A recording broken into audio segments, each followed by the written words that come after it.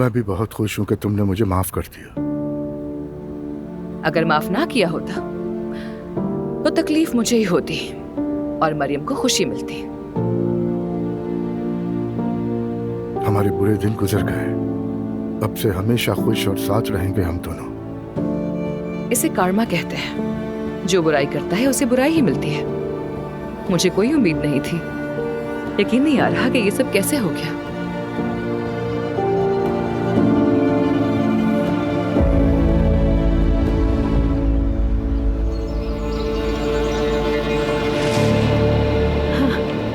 बेटा, क्या कहा है डॉक्टर ने? क्या हुआ है मेरे अब्दुल्ला को? हाँ, इससे बस छोटा सा दाना निकल आया है।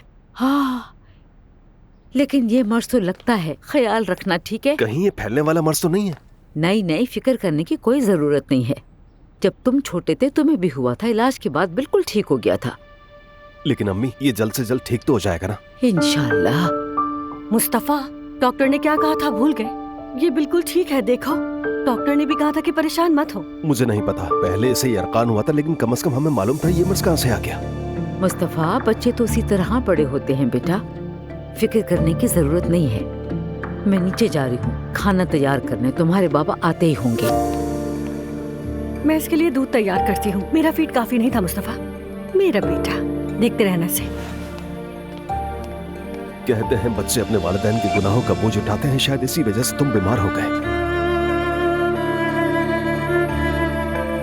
मैंने उस औरत पर बहुतान लगाकर अच्छा नहीं किया। मुस्तफा,